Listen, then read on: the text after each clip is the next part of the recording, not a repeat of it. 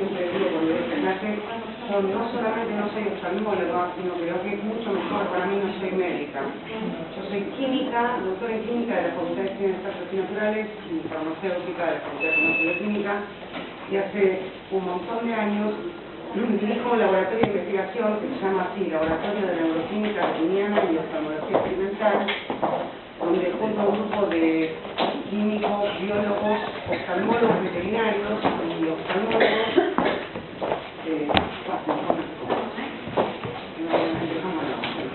junto con un grupo de colegas, intentamos hace mucho tiempo, con muy poco éxito, entender un poco más de cómo funciona la retina. La retina, a diferencia de la cóclea o los receptores sensoriales de la piel, no es una estructura periférica, sino que forma parte del sistema nervioso central. Tiene, como ya se expresaron, el mismo origen biológico que la corteza y comparte con la corteza aspectos claves de su organización sináptica. Pero a diferencia de otras estructuras cerebrales superiores, la retina es una estructura relativamente más simple. Esencialmente está constituida por ¿cuántos tipos celulares? Muy bien, muy bien. ¿Qué más? ¿Cuántos tipos celulares? La pregunta es, no es compleja. 5. ¿Cuáles son? Más fuertes. Está con visión, de audición no entiendo nada, no aporta. El reglamentario no, de la retina, propiamente de la retina neural, las amácrenas, las bipolares, las segmentales, las lunares, faltan una, 4, serían 5, falta una. Fotorreceptores. Está constituida entonces esencialmente por 5 tipos celulares, fotorreceptores en su modalidad de conformaciones, que en un sentido vertical hacen contacto con las células bipolares y estas con las células ganglionares, y en un sentido horizontal, las células precisamente horizontales, de alguna manera, como vamos a ver más adelante, se interponen entre fotorreceptores y bipolares, y las amácrinas entre bipolares y ganglionares. Esta es una representación esquemática, esta es una retina de rata que se parece mucho a la retina de los oftalmólogos e incluso a la retina de los humanos. Para nosotros, que estudiamos la retina, el ojo básicamente es un aparato, es un dispositivo con un muy buen diseño que permite enfocar óptimamente la imagen visual sobre la retina. Eso implica que la luz tiene que atravesar el córnea cristalino y enfocar sobre la retina. Sin embargo, la retina está al revés. ¿Qué quiere decir que la retina está al revés?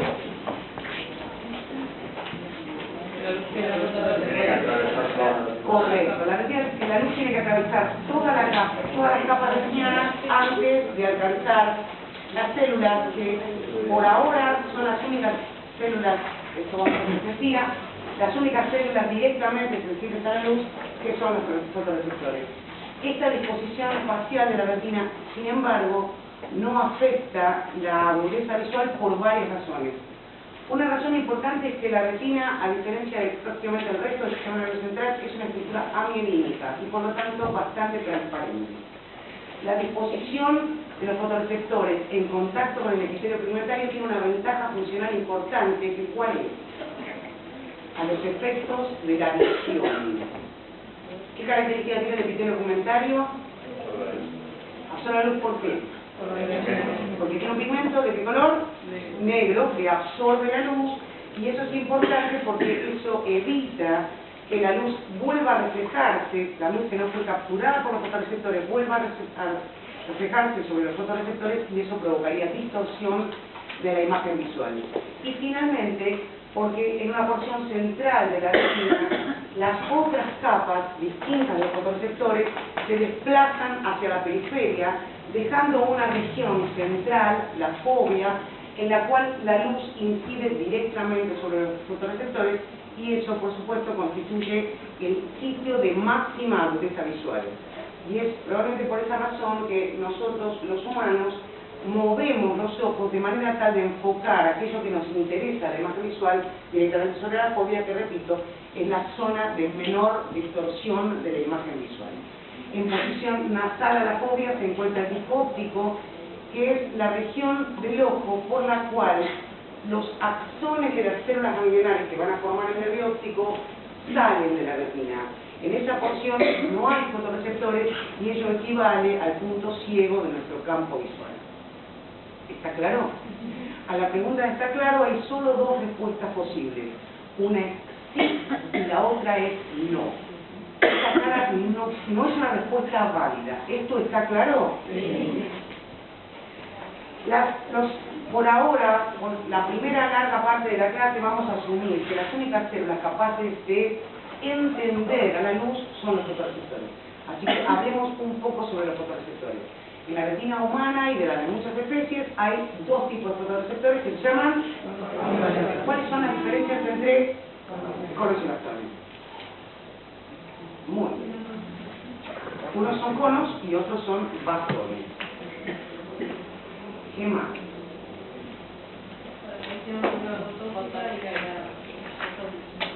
Una población que tenga lo posible sujeto, verbo y predicado.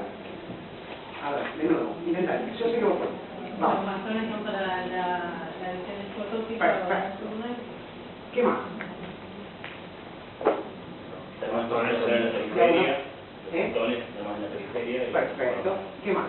Son muchos más en cantidad de bastones. Perfecto. ¿Qué más? Con eso cerramos. En principio, como resumen, los conos efectivamente median la visión diurna y por lo tanto una pérdida de todos los bastones provoca ceguera legal. Los bastones median la visión escotópica nocturna, la pérdida de bastones provoca ceguera nocturna. Los conos desempeñan todas las funciones visuales mejor que los bastones con una única excepción, que ¿cuál es? ¿Qué es lo único que hacen mejor los bastones que los conos? ¿Sirven para caminar? No. ¿Qué particularidad tienen los bastones? Los bastones son mucho más sensibles que los conos. Por lo demás, los conos aventajan a los bastones en todo lo demás. Los conos median la visión de color, los conos tienen mayor resolución espacial y los conos tienen mayor resolución temporal. Estas diferencias entre conos y bastones se deben, por un lado, a las características intrínsecas de cada uno de estos tipos celulares, pero también se deben a los circuitos neuronales de los cuales estos tipos celulares forman parte. ¿Se entiende eso? ¿Hola? Sí. ¿De nuevo? Sí. Los bastones son mucho más sensibles que los conos. Los bastones son más sensibles que los conos por varias razones. Por un lado, los bastones tienen mayor cantidad de pigmento visual que los conos y eso evidentemente los hace más capaces de capturar la información luminosa. ¿Eso está claro? De hecho, se puede demostrar experimentalmente que si hay un cono aislado, es posible medir una respuesta eléctrica en un cono con la aplicación de un fotón, que es el mínimo de energía electromagnética visual. ¿Está de sorpresa? ¡Wow! Con un fotón se puede obtener una respuesta medible. Hacen falta cientos o miles de fotones para provocar en los conos una respuesta correcta. Pero por otro lado, la respuesta de los bastones se satura a bajas intensidades luminosas. Eso quiere decir que cuando la luz es muy intensa, los bastones están completamente saturados y es por eso que los bastones no participan en la visión diurna. Pero además de que tienen mucha más cantidad de pigmento visual, los circuitos de los conos permiten a los conos una mayor capacidad de amplificar la respuesta, como vamos a ver enseguida. Repito, los bastones son más sensibles que los conos, A, porque tienen más pigmento visual, B, porque en los circuitos en los que forman parte hay mayor capacidad de amplificar la respuesta. Además de esta diferencia a favor de los bastones, todas las otras son a favor de los conos. Los conos median la visión de color. Y eso pasa porque en la retina humana existen tres tipos de conos que se diferencian entre sí en función de la estructura del pigmento visual que hace que cada uno de estos tipos de conos sea más sensible al verde, al rojo o al azul. La visión de color, tal como la vemos, es el resultado de la composición de un determinado color en función de estos tres bastones. Cada color tiene una respuesta característica en cada uno de estos tipos de bastones. La comparación de los bastones, de los conos de diferente máximo de absorción, compone todo lo que vemos y eso es más o menos así. ¿Se entiende? ¿Hola? Sí. Bien. Los bastones, en cambio, tienen un único pigmento visual y, por lo tanto, la luz que media los bastones es acromática. Los conos tienen mayor resolución espacial. A pesar de que en la retina humana existen 200 veces mayor cantidad de bastones que de conos, los conos tienen mayor resolución. ¿Se entiende lo que es resolución espacial? Hola. Buscando vida inteligente en Marte, 1, 2, 3, probando. ¿Se entiende lo que es resolución espacial? Es la capacidad de diferenciar en el espacio dos estímulos. ¿Está bien? ¿Hola? Sí. Bien. Los conos tienen mayor resolución espacial que los conos, perdón, los conos tienen mayor resolución que los bastones, también por dos razones.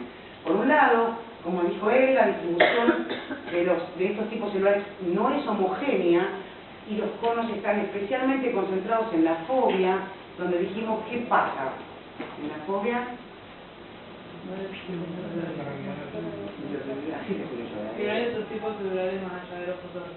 Sí, entonces allí la luz incide directamente, eso le da mayor resolución espacial, pero otra diferencia importante es que el circuito de los bastones es más convergente que el circuito de los conos. Eso quiere decir que ambos tipos celulares hacen contacto sináptico con una célula bipolar. La particularidad es que más bastones hacen contacto con la célula bipolar que la cantidad de conos que hacen contacto con la célula bipolar. Esto permite a los bastones ser más sensibles, porque esta célula recibe información de cada uno de estos bastones, y eso le da mayor sensibilidad. ¿Está claro? Sin embargo, esta célula bipolar no puede diferenciar si la información luminosa vino de este bastón, de este bastón o de este bastón. ¿Se entiende? El circuito de los conos es mucho menos convergente que el circuito de los bastones y de hecho en la fobia no hay convergencia. Eso quiere decir que un cono se contacta con una, vamos a ver que son dos células bipolares. ¿Está claro? Gracias. Los conos tienen mayor resolución temporal que los bastones. ¿Eso qué quiere decir? Mayor resolución temporal.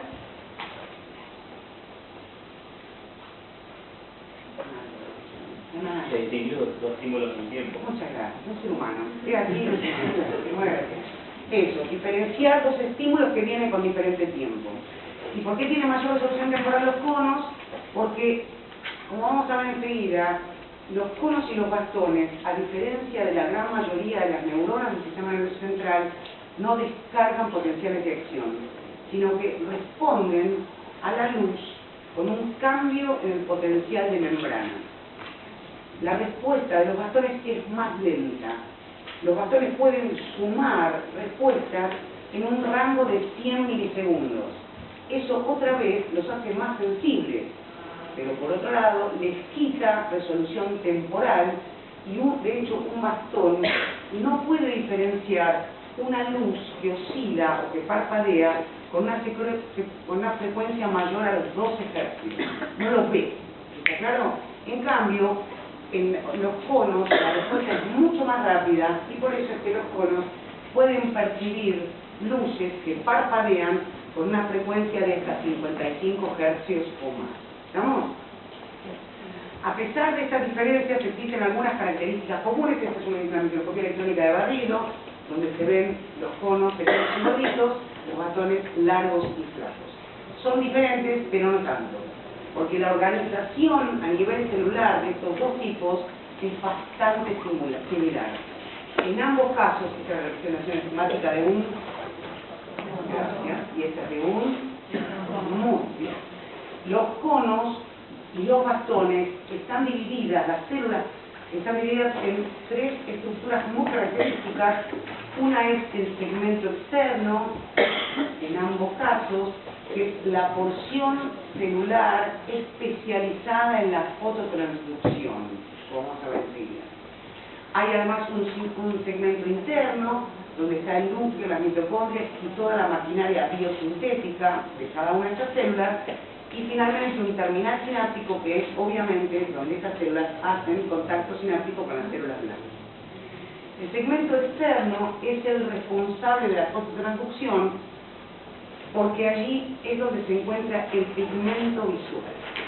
El pigmento visual está en parte formado por una proteína que no es una proteína soluble, sino que es una proteína de membrana. Está metida en la membrana, pero no en la membrana plasmática, sino en los discos de membrana que se forman por invaginación de la membrana plasmática en la base del segmento externo, y se apilan en forma de pilas de monedas, y allí es donde se localiza el pigmento visual. La cantidad de segmentos externos en los bastones es mucho mayor que en los conos, y eso es una razón fundamental por la cual los bastones tienen mayor cantidad de pigmento visual. De hecho, se estima que un bastón tiene 100 millones de moléculas de pigmento visual, lo que para ustedes no significa nada, salvo si reemplazáramos la palabra moléculas de pigmento visual por dólares. Eso significa que tienen un montón de pigmento visual.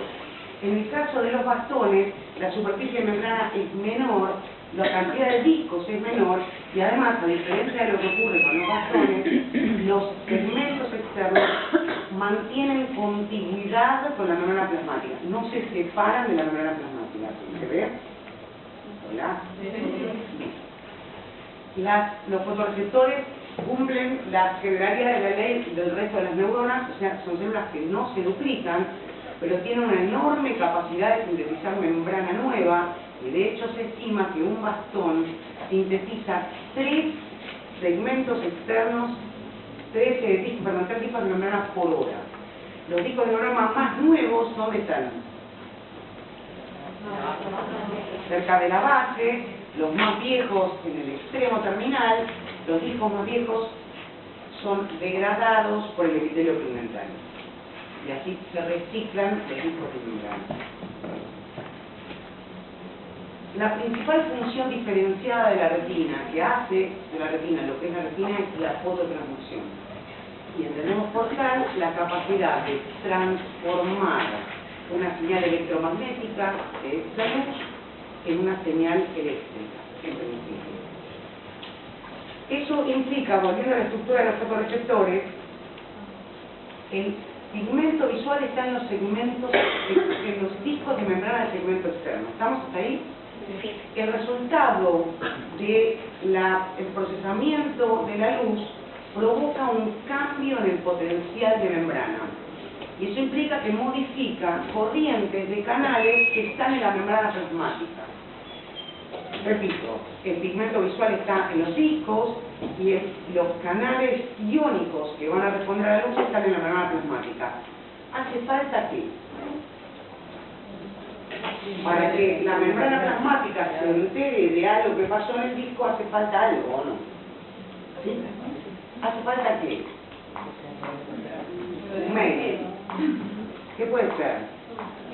Un mensajero. ¿Con qué características? Tiene que ser una molécula grande, soluble, pequeña, insoluble. ¿Cómo la hacemos? ¿Cómo la diseñamos? Pequeña y soluble, correcto. Eso es así.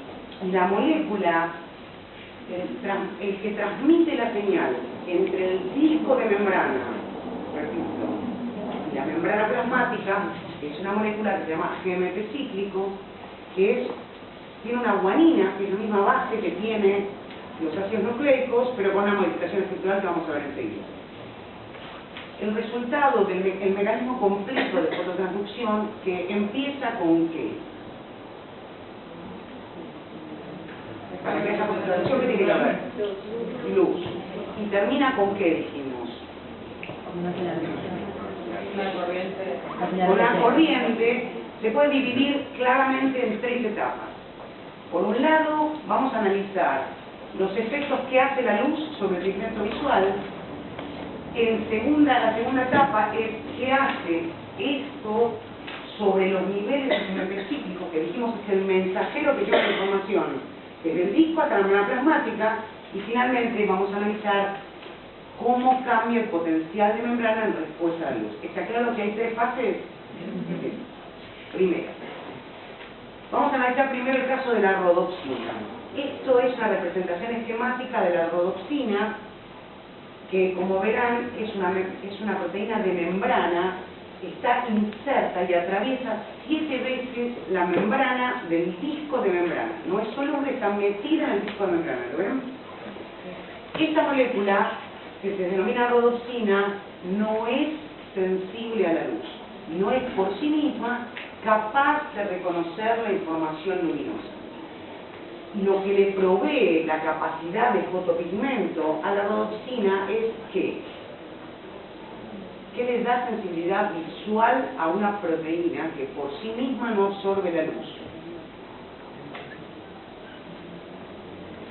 Bien, lo que le da sensibilidad es una cosa que está pegada acá, que es el 11-cis retinal, que tiene esta estructura, fíjense ahí arriba. Esto es el 11-cis retinal. Esta molécula es liposoluble o hidrosoluble. Dos opciones. Votemos. Liposoluble. Y de hecho, esta molécula se encaja en un bolsillo hidrofóbico que forma la rodopsina. ¿Entienden lo que quiero decir? Se mete ahí. Cuando la luz incide sobre un bastón, se produce un cambio conformacional del 11-cis retinal para transformarse en esta molécula que es el retinal todo trans. ¿Se acuerdan? Enlaces, doble enlaces, lo que es trans. Los dos moléculas, espectacular. Este cambio, esta reacción, mirando fijo esta reacción, todos mirando fijo esta reacción, porque en principio, por lo menos para la primera parte de esta clase, esto es lo único que hace la luz. Lo único que hace la luz, que yo para mí lo estoy diciendo transcendiónica para ella. Lo único que hace la luz en la retina, directamente hablando, por supuesto, directamente hablando, es cambiar la configuración de un doble enlace que estaba en la configuración cis y pasa a la configuración trans. Ahora, cuando esto pasa, el bolsillo hidrofóbico donde el 11-cis encajaba, ahora no encaja más. Porque la molécula era compacta, fíjense, es más compacta cuando está isomerizada, se forma todo trans. ¿Lo ven? ¿Hola? Eso hace que la rodopsina, que estaba muy tranquila, sufra un cambio conformacional, porque la molécula queda bien plana. Eso obliga a la rodopsina a cambiar su configuración en estados pasando por estados muy inestables hasta alcanzar un estado metaestable que se llama metarodopsina 2, que es la forma activa del pigmento visual. El pigmento visual entonces no es activo en condiciones de oscuridad.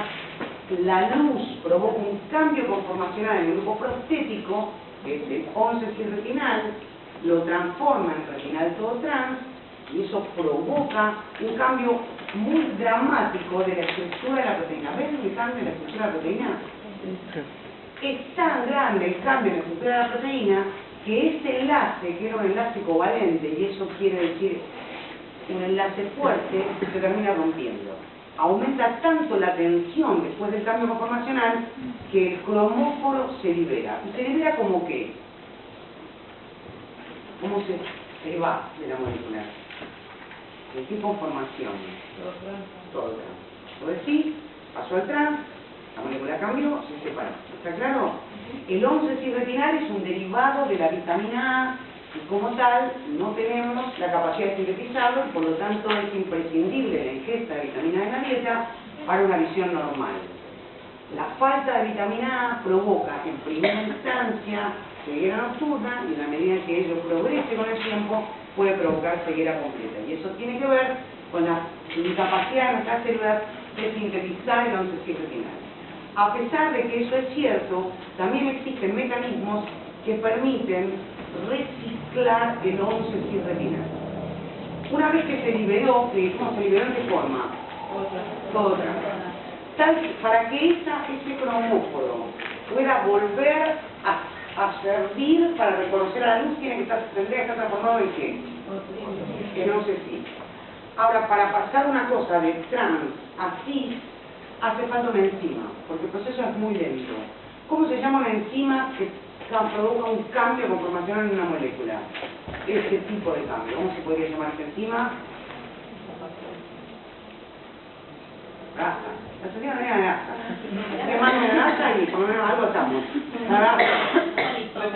Son isómeros. Bueno, ¿ustedes decimos cómo se puede llamar? Son isómeros. Lo único que cambia es la configuración espacial.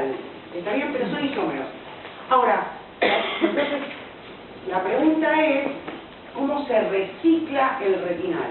¿Está bien? ¿Es necesario reciclarlo? ¿Está claro que es necesario reciclarlo?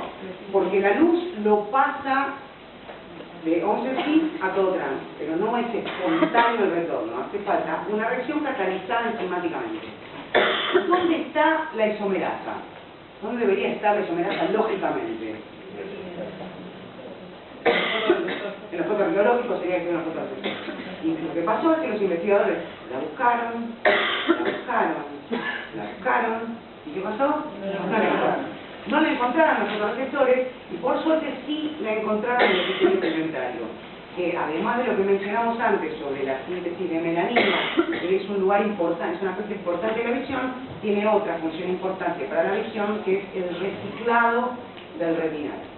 Acá estamos en el fotorreceptor, esta es la rhodopsina que tenía pegada a el retinal, vino un fotón, el retinal pasó a retinal todo trans, se produjo un cambio conformacional que liberó el retinal todo trans. ¿Cómo se recicla? El reciclado es un proceso en varias etapas. Lo primero que le pasa, retinal, ¿por qué se llama retinal? ¿Le suena algo de bioquímica? No, al contrario, alcohol no. Aldehído. El retinal es un aldehído. Lo que pasa es que el retinal se reduce a alcohol, con una deshidrogenasa que sí está en los fotorreceptores. En su forma de alcohol se mueve, todavía no sabemos muy bien cómo, hacia las células del epitelio pigmentario. Ven acá el retinol, la forma reducida del retinal se llama retinol. Ven acá en el epitelio pigmentario el retinol todo trans. Ese retinol todo trans, como es un alcohol en